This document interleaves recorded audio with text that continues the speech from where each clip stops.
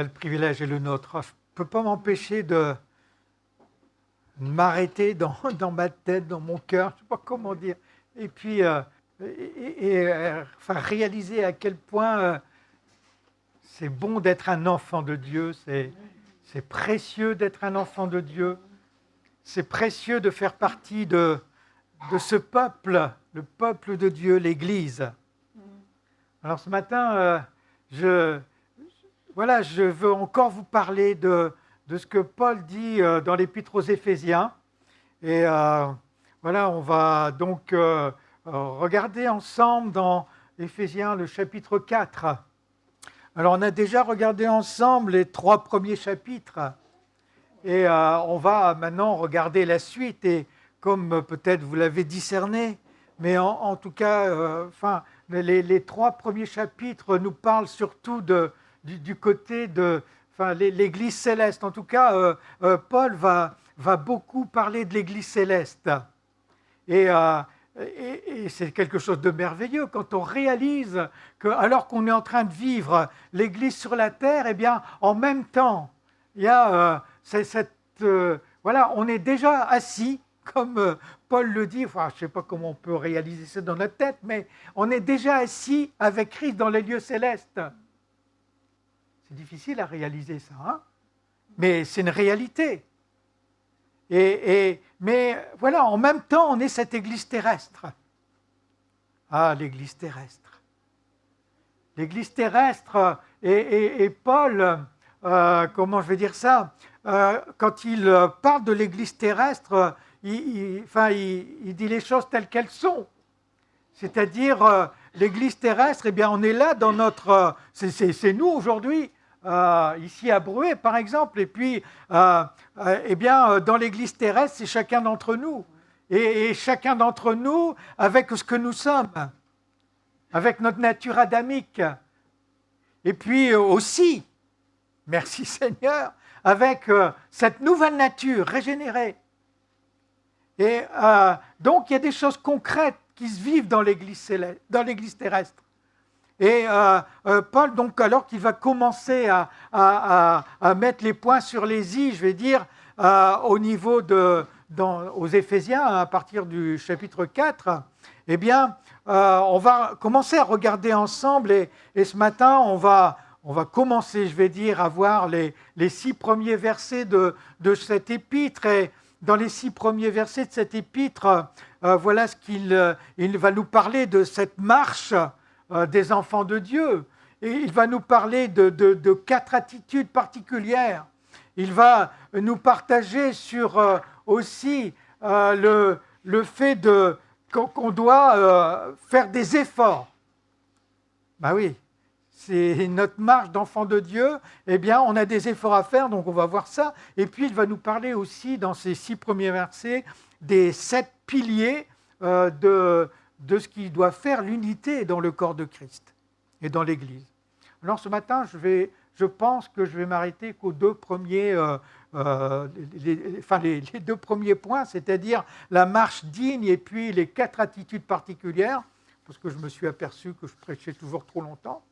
Donc, je vais essayer de m'arrêter à ces 2 premiers points. Mais avant ça, on va quand même lire ensemble ce texte, hein, donc Éphésiens 4, versets 1 à 6, et je vous le lis tout de suite. Paul commence par dire « Moi qui suis prisonnier à cause du Seigneur.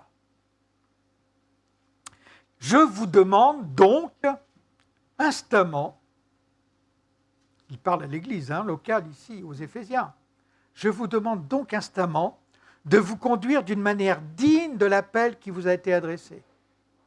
Soyez toujours humble, aimable, dans certaines versions, il est dit empreint de douceur, patient, supportez-vous les uns les autres avec amour.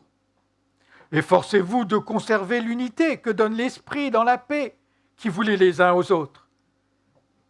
Il y a un seul corps, un seul esprit, de même, je reprends le verset 4. Il y a un seul corps et un seul esprit.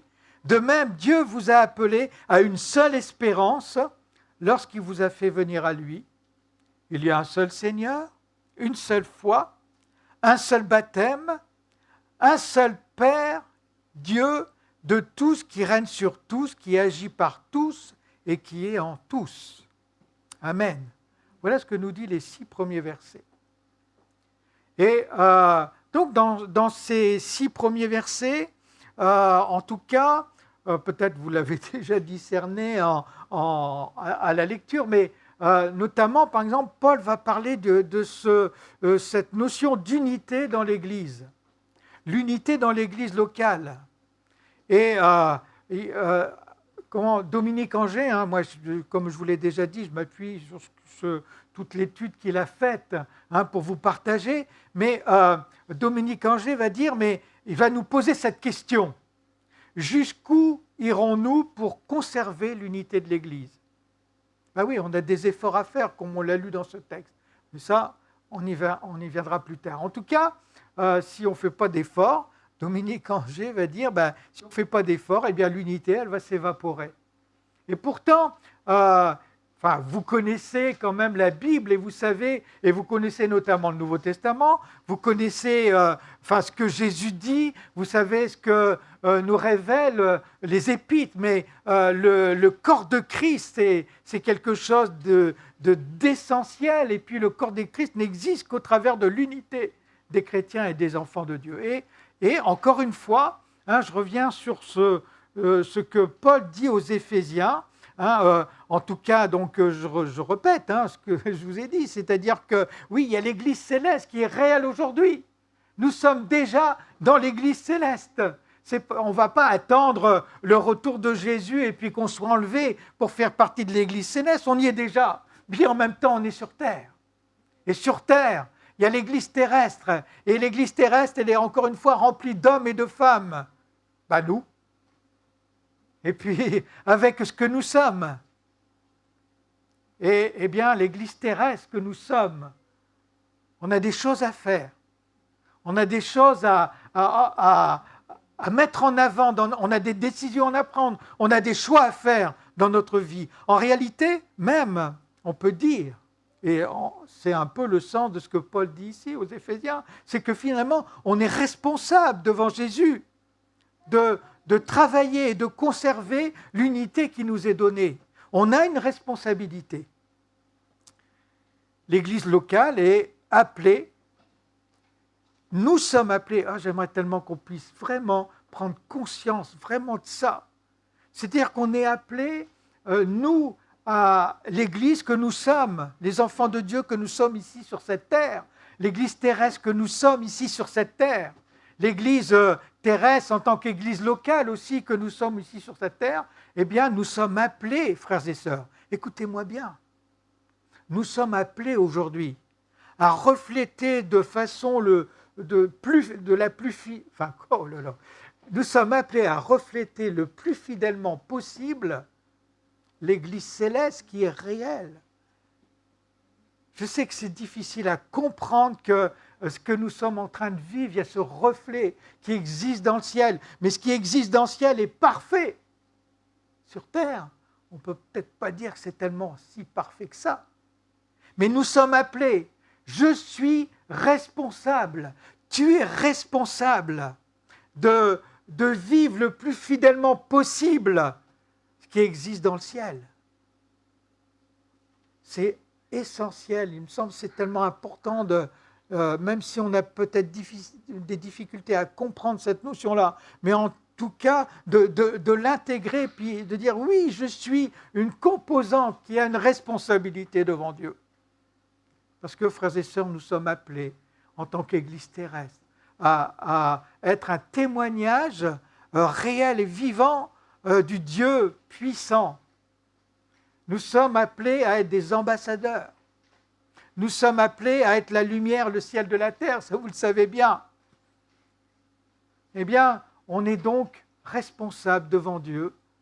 L'Église terrestre a une responsabilité. J'ai, en tant que Pierre dans l'Église terrestre, une responsabilité devant Dieu. Et il y a cette notion que Paul met en avant ici, et que je vais donc un peu développer ce matin, c'est cette notion d'unité. C'est quelque chose qui est tellement précieux au cœur de Dieu. Et je pense que vous connaissez ce texte quand Dieu va décrire ce qu'est le corps de Christ. Hein. Vous connaissez, je ne vais pas parler de ce texte-là ce matin, mais vous savez. Et je veux dire, on peut pas, on est tous interdépendants les uns des autres. On a tous, dans l'Église locale que nous sommes, parce que l'Église terrestre, elle vit au travers des églises locales. Et bien, on a vraiment on doit prendre place dans cette communauté, on doit vivre avec nos frères, nos sœurs, et puis en étant conscient qu'ensemble, on a tous une responsabilité, on a tous un rôle à jouer dans ce corps, et chacun d'entre nous en est important. Et donc, il y a cette importance de maintenir et de travailler en quelque sorte à cette unité. Et on va le voir maintenant un peu plus. Premièrement, dans le premier verset, donc Paul va dire de nouveau, moi je suis prisonnier, hein, mais je suis prisonnier à cause du Seigneur, mais à vous, Église, d'ailleurs ce n'est pas ce qui m'empêche de travailler à cette Église terrestre, mais maintenant, j'attire votre attention, vous voyez, il dit donc instamment. Il y a ce terme donc là, hein, il veut nous interpeller. Je vous demande donc instamment de vous conduire d'une manière digne. Nous sommes appelés à nous conduire d'une manière digne. Le terme conduire dans la pensée de l'apôtre Paul, et le terme grec qu'il a employé d'ailleurs, signifie de marcher. Hein, chacun d'entre nous, dans notre communauté, on est en marche. Et on avance. Eh bien, on doit marcher, avancer dans notre vie d'enfant de Dieu, dans notre communauté. On est là appelé à marcher, à avancer d'une manière digne. Alors, d'une manière digne, qu'est-ce que l'apôtre Paul veut dire quand il parle d'une manière digne? Digne de quoi? Ça veut dire quoi, marcher d'une manière digne? Peut-être, mais c'est important, il me semble que c'est bien qu'on puisse s'interroger là-dessus. En tout cas, marcher d'une manière digne, il me semble que c'est prendre en compte, en tout cas, tout ce que Dieu attend de nous, c'est prendre en compte l'enseignement que Jésus déjà nous donne dans les évangiles. Et bien sûr, prendre en compte aussi ce qu'on découvre dans les enseignements des apôtres. Comment est-ce que je peux marcher d'une manière digne? Digne parce que je suis celui qui est sauvé. Tu es quelqu'un qui est sauvé parce que tu as accepté Jésus dans ton cœur. Mais quand tu acceptes Jésus dans ton cœur, eh bien ta vie change parce que Jésus habite en toi.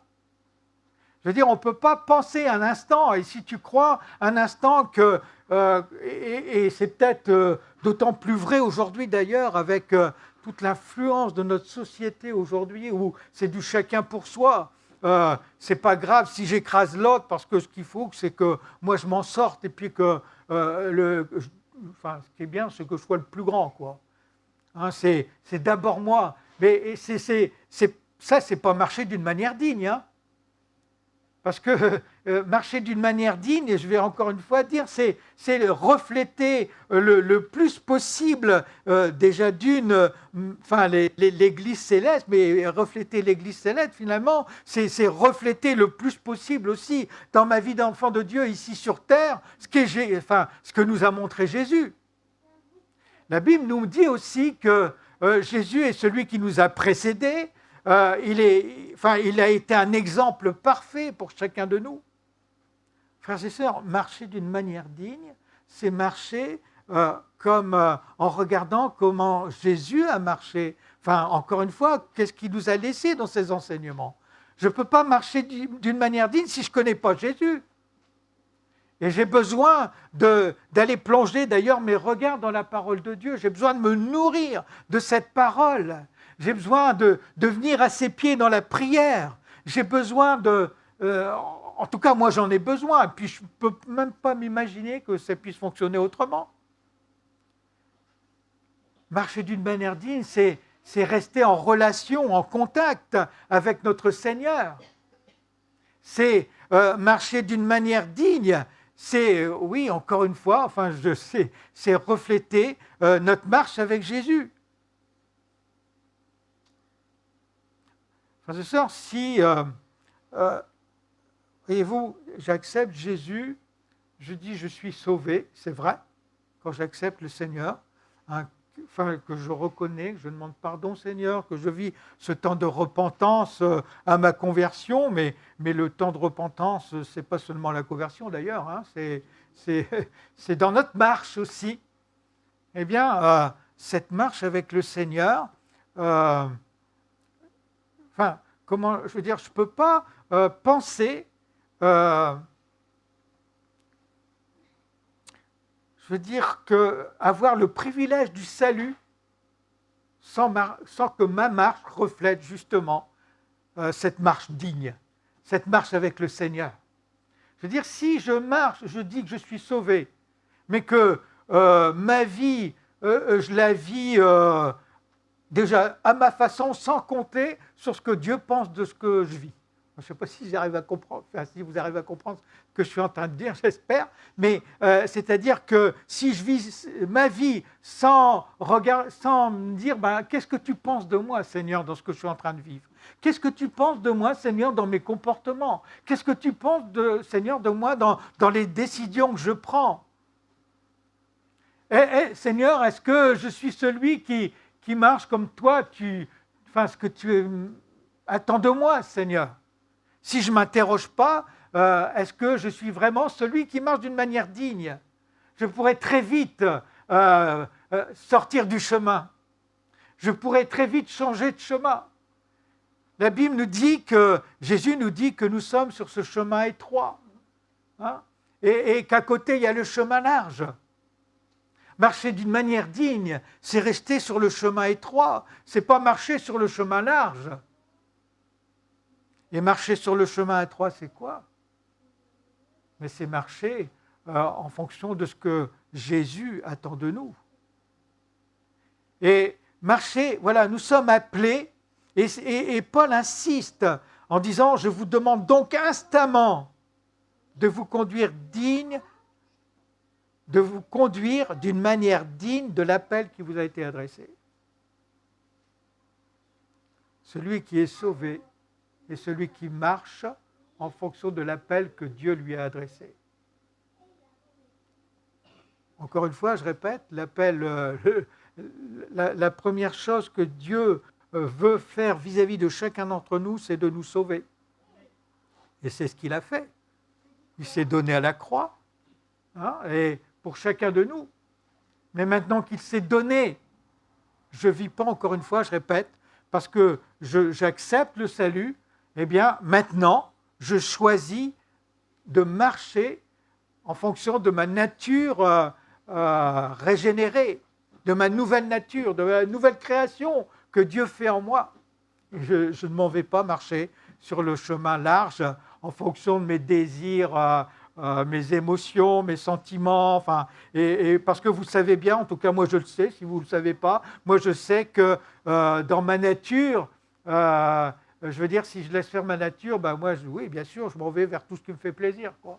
Mais il y a des choses qui me font plaisir et qui ne font pas plaisir à Dieu.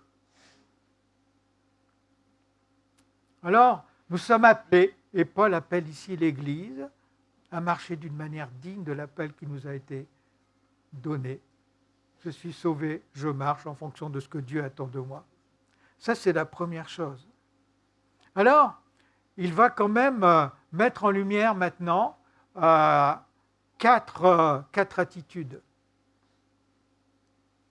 qui sont fondamentales et qui révèlent aussi ces quatre attitudes, notamment que Paul met en avant ici. Eh bien, elles vont révéler le fait que, eh bien, nous sommes en train de marcher d'une manière digne. Les quatre attitudes eh bien, on les trouve au verset 2. Voilà ce que dit l'apôtre Paul. Marchez d'une manière digne de l'appel qui vous a été adressé. Eh bien, soyez toujours humble. Première attitude, l'humilité.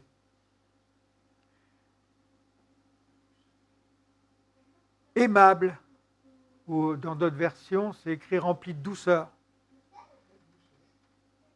Patient. Supportez-vous les uns les autres avec amour. 4 attitudes qui sont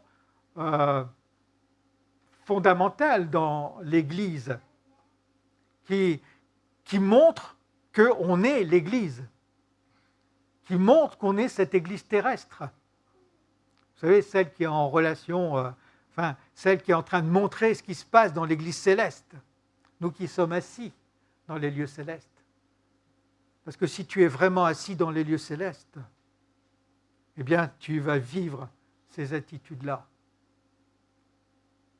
Alors, on va voir, mais je pense qu'on ne verra pas ça aujourd'hui, mais on va voir que, justement, on a des choses où on doit s'efforcer. Hein, c'est ce qu'on voit dans les versets suivants, mais déjà, je vais m'arrêter ce matin sur ces 4 éléments. L'humilité, la douceur, la patience, et puis le fait de se supporter les uns les autres.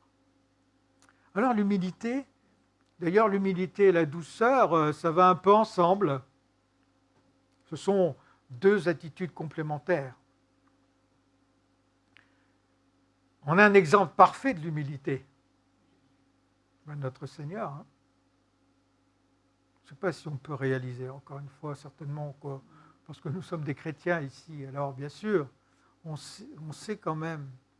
Mais quand même, j'aimerais ce matin de nouveau remettre le doigt dessus. Cet exemple parfait qu'est Jésus. Qu'est-ce qu'il a fait, Jésus? Rappelons-nous. Jésus, il est celui, nous dit la Bible, il est notre créateur. Il était avec le Père quand toutes choses ont été créées. Il est Dieu.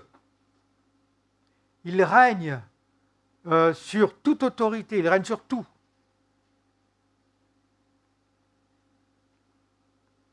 Eh bien, Jésus est venu comme un petit enfant sur terre, un bébé. Vous savez ce que c'est un bébé? Un bébé, il ne peut pas vivre tout seul. Je veux dire, un bébé, il faut qu'on le nourrisse, il faut qu'on prenne soin de lui, il faut qu'on le lange, on le change, on le nettoie. Il est totalement dépendant, un bébé. Vous vous rendez compte? Ce Dieu créateur, ce Dieu de gloire, s'est humilié au point de devenir totalement dépendant. Si ça, ce n'est pas déjà l'humilité, hein. C'est bien, Monique parlait de Noël. On voit, peut-être de moins en moins d'ailleurs, parce que maintenant, Noël, on ne parle plus tellement de Jésus. Hein. Mais en tout cas, de temps en temps, on voit encore des crèches avec le bébé dans la crèche. Hein, mais je ne sais pas si les gens réalisent à quel point il y a cette signification de ce Dieu de gloire qui est venu jusqu'à nous. Je pense que si on réalisait à quel point ce Dieu de gloire s'est humilié, on comprendrait certainement à quel point nous aussi on peut nous humilier. Parce que, vous savez quoi, frères et sœurs, certainement, ce n'est pas si compliqué que ça pour vous de vous humilier devant Dieu, j'imagine. Mais en réalité, ça va beaucoup plus loin que ça. Pour nous, c'est peut-être naturel même d'avoir à faire preuve d'une certaine humilité vis-à-vis même de ces grands de ce monde. devant notre président de la République, on serait peut-être capable de s'humilier, hein, d'accepter des choses. Mais frères et sœurs, Jésus nous a montré, donc je vous parlais, il est venu comme ce petit enfant, mais après, bien sûr, il a grandi. Et puis, en tout cas, il nous montre, Jésus, à quel point il a toujours été soumis au Père, par exemple. Alors, si Jésus a été soumis au Père, comment est-ce que nous, on ne pourrait non plus pas passer à côté du fait de se soumettre au Père?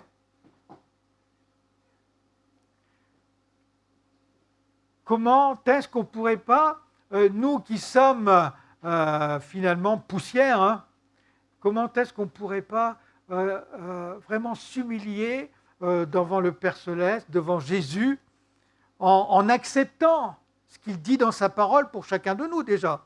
Quand je parle de s'humilier, c'est-à-dire d'avoir une attitude de comprendre, saisir et vivre, parce qu'on peut le comprendre, on peut le saisir et puis pas le vivre. Mais comprendre et saisir que ce que Dieu dit, ce que Jésus dit, ce qu'il nous enseigne, eh bien si moi, ma nature, est en train de me dire, Seigneur, après tout, oui, Jésus dit ça, mais c'est trop difficile pour moi, après tout, je suis libre, je fais ce que je veux. Bien sûr que tu as le droit de le dire, tu as le droit de le vivre aussi. Mais si tu veux être celui qui s'humilie, eh bien tu comprends que ce n'est pas ce que tu vas dire et que tu comprends que ce n'est pas ce que tu vas faire. Parce que déjà tu vas t'humilier, tu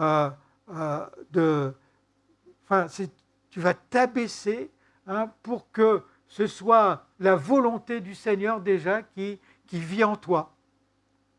Ça, c'est la première chose. Alors, ça, c'est quelque chose vis-à-vis de Dieu. Mais aussi, Paul est en train de parler à l'Église, aux Éphésiens.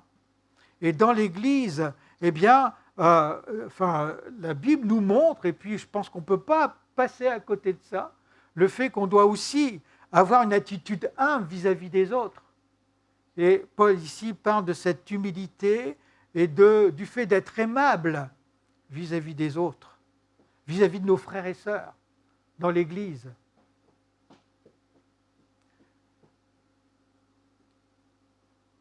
C'est,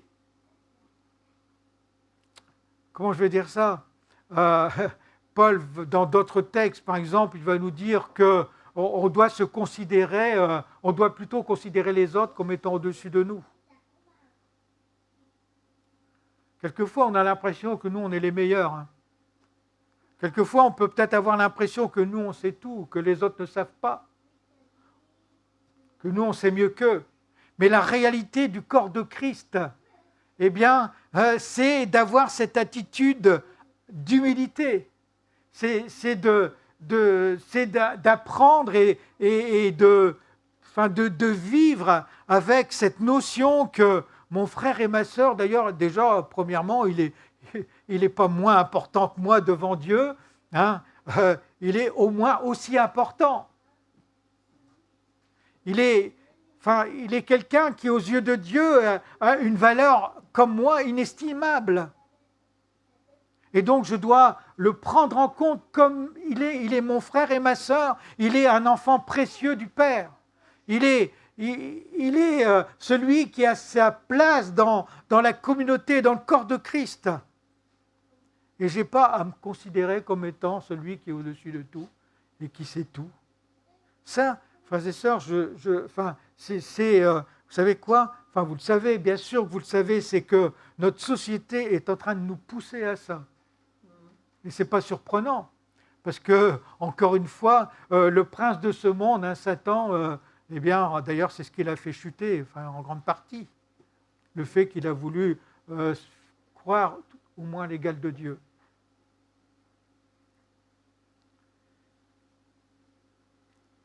L'humilité. Elle est indispensable, l'humilité, quand on parle ici, parce que Paul est en train de mettre les pierres pour justement cette notion d'unité dans l'Église. Je veux dire, s'il n'y a pas d'humilité entre nous, il n'y aura pas d'unité dans l'Église. Mais c'est ce que Dieu attend de nous. L'unité, c'est quelque chose que Dieu nous a donné. C'est quelque chose que Dieu donne. Quand on regarde les descriptions du corps de Christ, encore une fois notamment, eh bien voilà, tout est imbriqué, on est unis les uns avec les autres. Et moi, je pense d'ailleurs qu'on est unis au niveau des églises locales. Enfin, l'église locale, on doit être unis. Et ça ne s'arrête pas à l'église locale, parce qu'il y a plusieurs églises locales, on doit aussi s'unir entre églises. Et puis, au niveau des unions d'églises, voilà, c'est normal qu'on soit unis, parce qu'ensemble, on est le corps de Christ.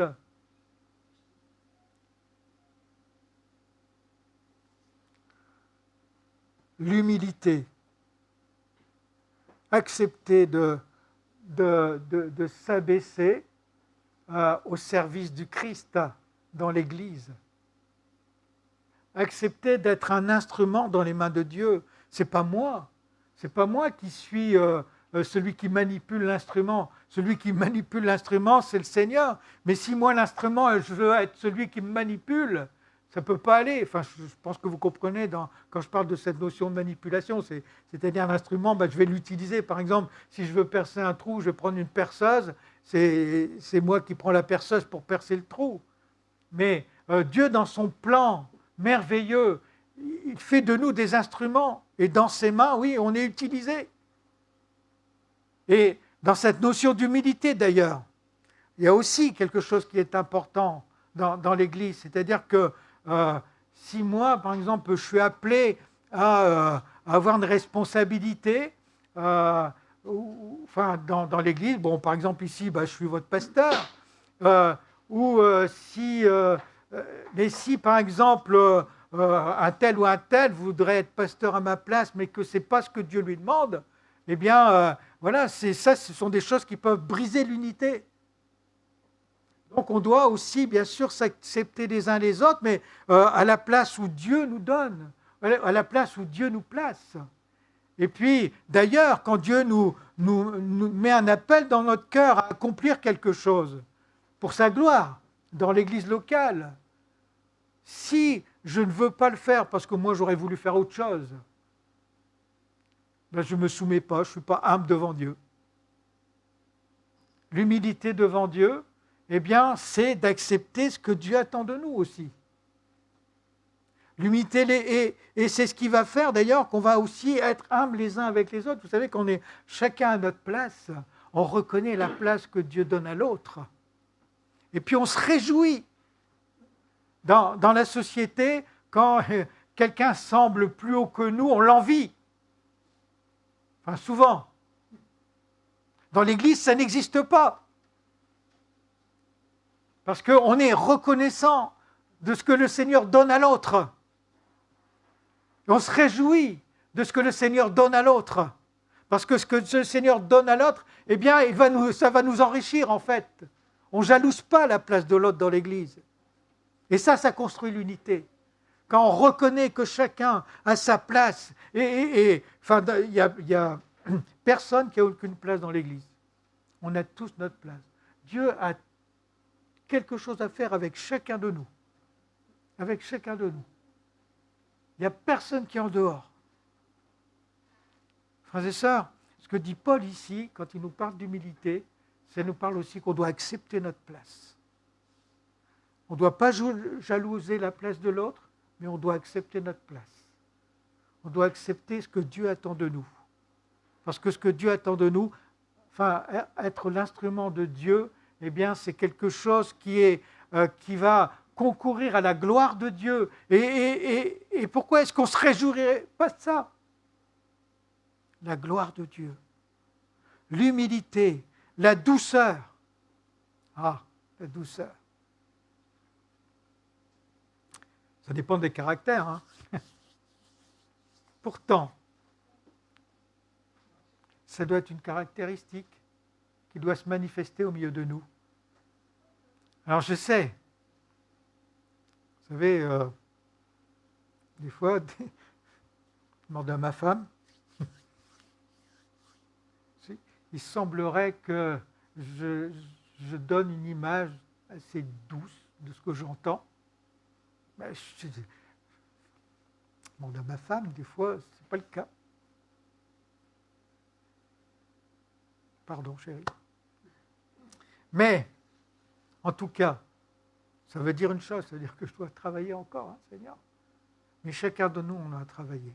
Parce que on est responsable de ça aussi. Vous savez, quelquefois, je pense que ça arrive à chacun d'entre nous, des fois on explose, hein, pour des choses justes, des fois aussi. Enfin, en tout cas qui nous semblent justes, puis des fois c'est carrément pour des choses qui ne sont pas justes. Mais voilà. Mais, frères et sœurs, Dieu nous connaît, hein. Il sait qui nous sommes.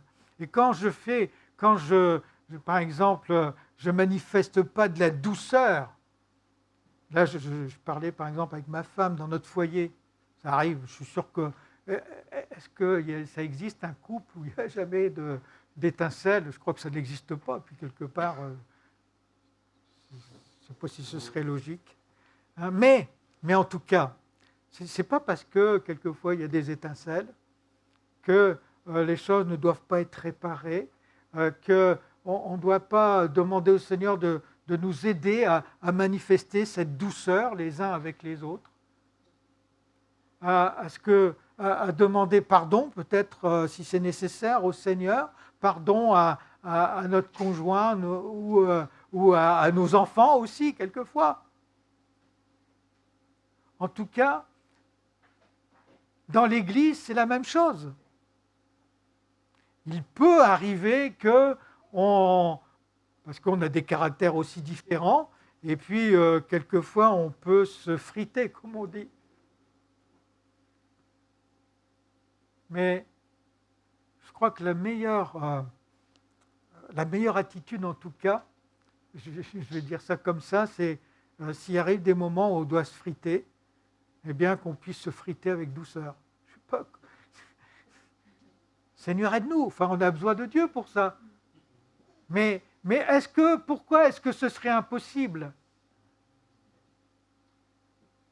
Moi, je crois que si vraiment vous savez, on peut commencer, par exemple, à s'énerver, et peut-être on n'est pas en train de s'en rendre compte, puis à un moment donné, on se rend compte, eh bien, pourquoi est-ce qu'on continuerait dans notre énervement? On pourrait dire, Seigneur, je suis en train de m'énerver, aide-moi, Seigneur, parce que j'ai besoin de manifester la douceur, parce que toi, tu es celui qui l'a montré avant tout le monde. Hein. En tout cas, ça, c'est une attitude de l'Église terrestre. Je ne parle pas de l'Église humaine, hein. Rappelez-vous. Hein, c'est une façon de dire les choses, bien sûr. Il y a cette Église céleste hein, que nous montre notamment l'apôtre Paul dans ses épîtres aux Éphésiens, c'est merveilleux. Il y a cette Église terrestre hein, qui est celle dans laquelle l'Église terrestre, c'est celle où il y a ceux qui sont, dans les Actes des Apôtres, il est dit que Jésus ajoutait chaque jour à l'Église ceux qui étaient sauvés. Ça, c'est l'Église terrestre, c'est ceux qui sont sauvés. Parce que dans l'Église humaine, il y a des vrais chrétiens, mais il y a aussi les faux chrétiens, quoi. Il y a ceux qui se disent chrétiens, mais qui ne le sont pas. Moi, je vous parle de l'Église terrestre. Eh bien, dans l'Église terrestre, encore une fois, il y a une caractéristique qui doit se manifester et qui est tellement précieuse aux yeux de Dieu. Déjà, ce qu'on doit totalement intégrer, c'est que l'Église, elle est, contrairement à ce que, encore une fois, notre société est en train de nous envoyer aujourd'hui, l'Église est quelque chose d'important pour le cœur de Dieu. Les églises locales sont des choses qui sont importantes au cœur de Dieu. Une fois qu'on a intégré ça, on sait, et on doit marcher, encore une fois, l'Église locale, donc nous qui sommes ici sur cette terre, eh bien, on est le sel de la terre, on est la lumière du monde, eh bien, on est ce sel, et la lumière du monde, le sel de la terre va se manifester aussi au travers de cette unité qui est reflétée. Et pour vivre cette unité, donc on vient de voir ces deux premiers paramètres, hein, l'humilité et la douceur. Aide-nous, Seigneur, à être humbles les uns avec les autres dans l'Église terrestre, parce que ça ne peut pas être autrement. Et aide-nous à être remplis de douceur. Et puis, Seigneur, même quand on explose, Seigneur, donne-nous de pouvoir réparer les choses.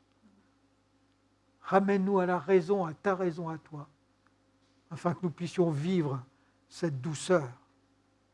Ensuite, Paul va dire, je reprends ce verset, « Soyez toujours humbles, aimables, patients. » Eh oui, la vie de l'Église n'est pas un long fleuve tranquille. Je parle de cette Église terrestre, celles qui sont remplies de vrais chrétiens. Parce que les vrais chrétiens ont aussi leur nature adamique. Vous le savez bien. Et voilà, les frères et sœurs, l'Église, dans l'Église, on est patient les uns avec les autres.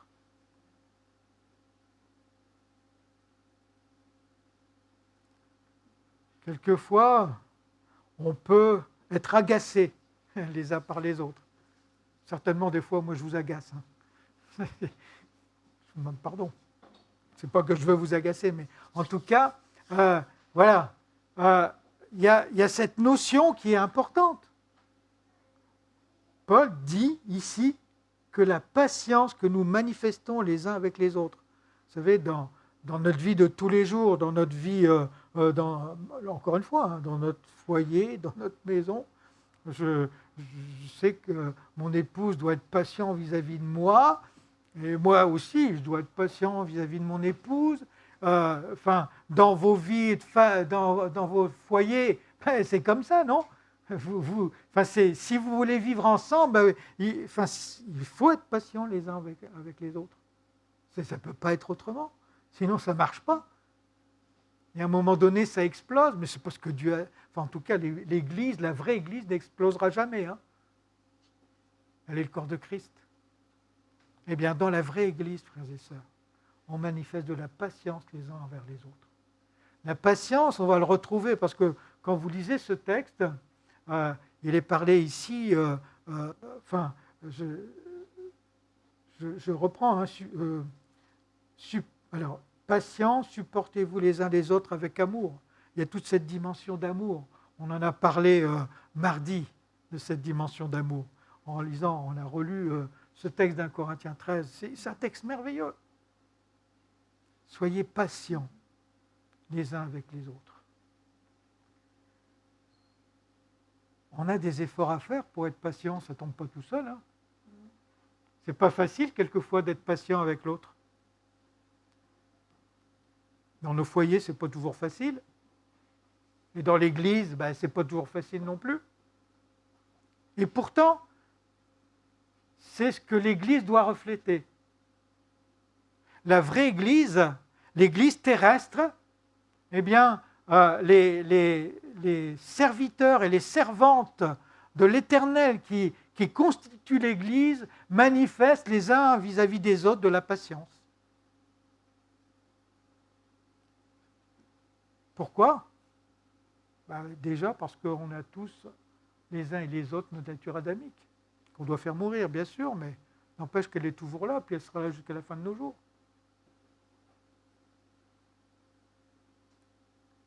L'unité dans l'Église ne peut pas exister s'il n'y a pas cette notion de patience les uns vis-à-vis des autres. Et puis, la dernière chose, ici, que Paul va dire, supportez-vous les uns les autres.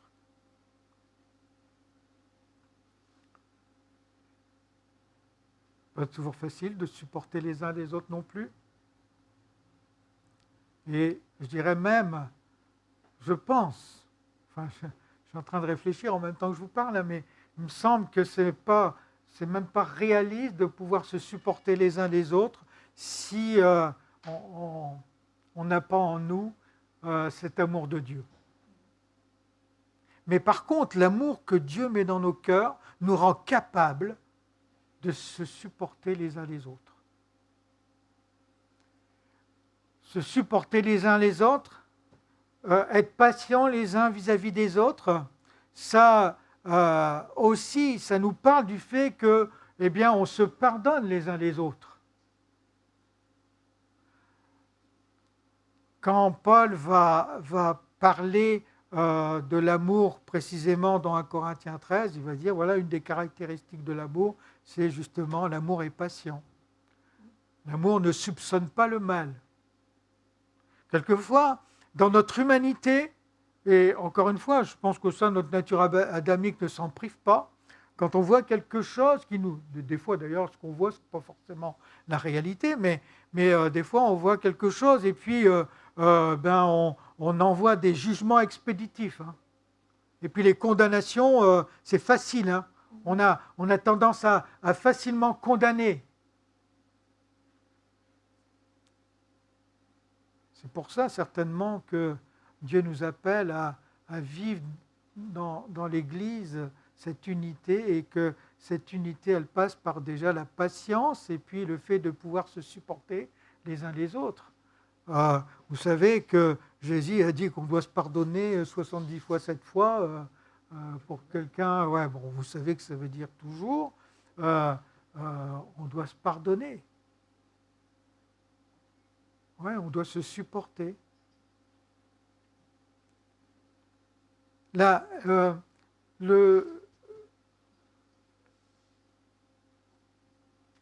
on peut pas, enfin, l'unité dans l'Église. Ici, il nous est dit aussi en même temps que c'est quelque chose qui nous est donné par le Seigneur. Enfin, c'est quelque chose qui est voulu de Dieu. Ça, c'est son plan. C'est, enfin, dans le corps de Christ, encore une fois, comme je le disais tout à l'heure, et donc par extension, voilà, je ne peux pas dire autrement que l'Église, et donc que l'Église locale, même la vraie Église, c'est impossible qu'il n'y ait pas d'unité.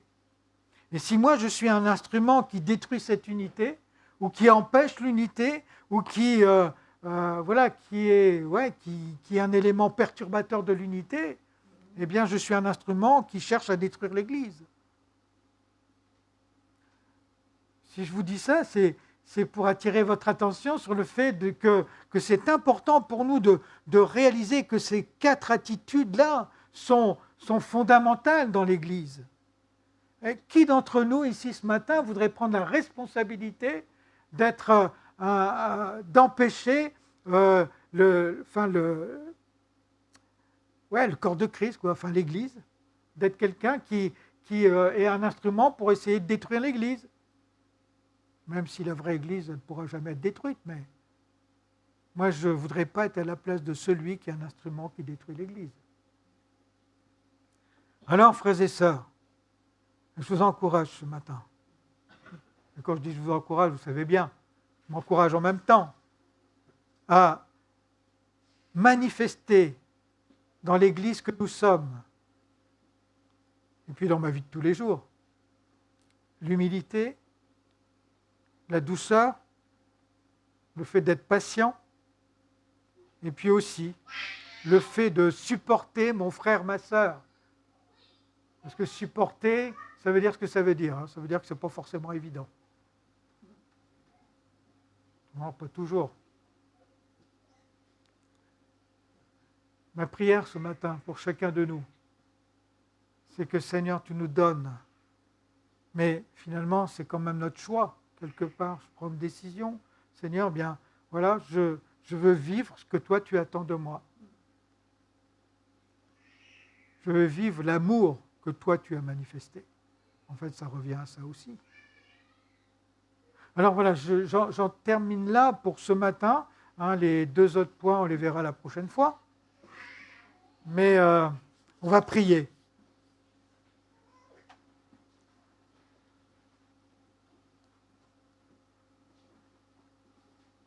Seigneur, tu nous connais tous. Et même, Seigneur, tu nous connais, enfin mieux qu'on se connaît d'ailleurs personnellement. Mais en même temps, Seigneur, quand je sais ça, je me dis que je peux commencer en tout cas vraiment à m'humilier devant toi. Parce que toi, tu sais tout. Seigneur, je te prie pour moi-même, mais aussi pour chacun de nous. Seigneur, moi je veux continuer à réaliser, et puis je te demande, Seigneur, de continuer à nous parler, Seigneur, de décrire dans nos cœurs le fait à quel point, Seigneur, cette notion d'Église unie est importante à tes yeux. Et je dirais, non, enfin, c'est une façon de dire les choses, importante à tes yeux, mais Seigneur, ça ne peut pas être autrement, Seigneur. Seigneur, donne-moi de le réaliser vraiment, et puis donne à mes frères et sœurs ici, Seigneur, de le réaliser vraiment. Seigneur, donne-moi de réaliser que ce que tu attends de moi ici dans cette Église, c'est toi, Seigneur, qui suscite ça. Et puis, c'est pourquoi tu le suscites? Parce que toi, Seigneur, tu sais tout, tes plans sont parfaits. Moi, j'ai qu'une connaissance limitée, Seigneur. Seigneur, voilà pourquoi je veux m'humilier devant toi aussi, Seigneur. Je veux rester humble dans l'Église, là où tu me places, Seigneur. Seigneur, je veux vivre cette notion de patience. Seigneur, le fait d'être doux comme toi, Seigneur, de supporter. Mais quand je réalise à quel point tu me supportes, Seigneur, déjà, Seigneur, pourquoi moi je ne supporterai pas les autres? Seigneur, donne-nous de vivre ce que toi tu veux dans notre communauté.